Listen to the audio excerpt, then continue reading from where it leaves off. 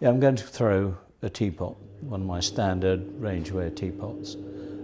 I usually make them out of about a pound and a half for a 4-cup and about 2 pounds for a 6-cup, and that's my standard classic teapot.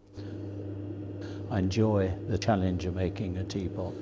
I find them interesting in terms of the throwing techniques. You have to use different speeds, different structures in building them, but also when putting them together, they become a challenge in themselves. You've got to think about the function as well as the aesthetic sort of qualities of that as well.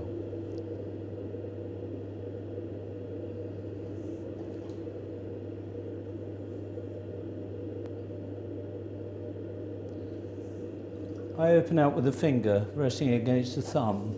I don't see many other potters doing this, but I find it suits me. I pull out with the first pull and then compress the clay back down again, which helps to reduce any cracking in the base. I will then collar in and then pull up. Now to pull up, I use a method to pinch between the thumb and the finger. It's on the first pull only, and pull up by pinching there and resting on the rim with the sponge. And then I can start to knuckle up.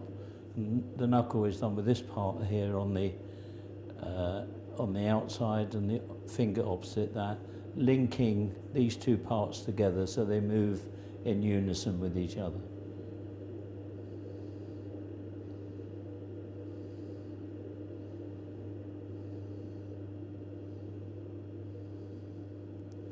So throw a cylindrical shape first and then gradually bow it out. I'm going to thin this part alone now because I've got quite a bit of clay up to the top, which is quite deliberate because it allows me to have more strength for putting the gallery together. So again, another knuckle up. This time I changed my knuckle round the other way and tuck in right down at the bottom there and pull through. So at this stage it's a fairly straightforward cylindrical form.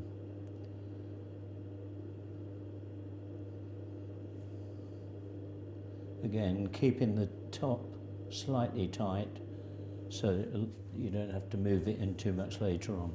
So that's the basic form. Now I'll start to stretch the curve of the teapot by pushing gently, and I'll do this over about 2 or 3 pulls. I'm not thinning now, but just shaping.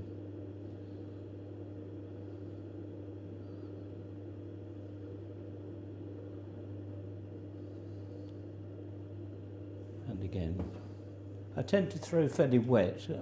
I just like the kind of fluidity of it. When I'm throwing a curve, I don't want to get sort of stuck on halfway down the line. To me, this is a bit like drawing a line. So I like it to be a continuous movement.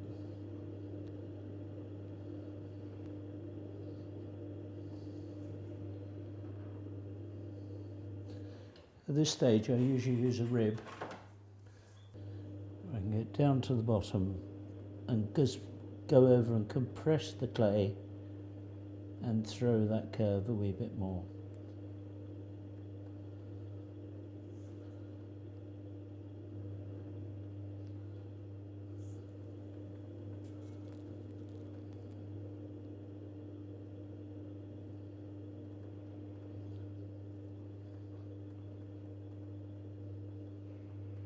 The rib also helps to determine the curve as well.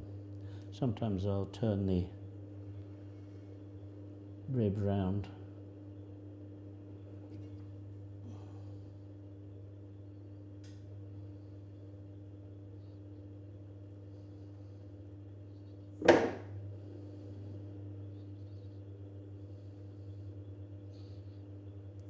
And I lift that curve to make slightly more of an arch shape to support the gallery. I'm going to do the gallery. I do that by using a card, pressing in, finger on the inside, thumb on the out. So I create that ridge.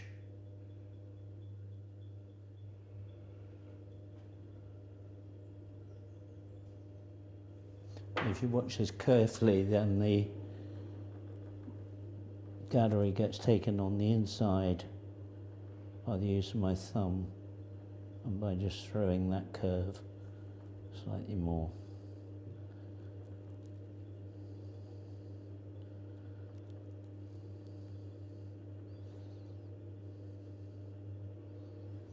Again, I'll use a rib, this time a card, which I can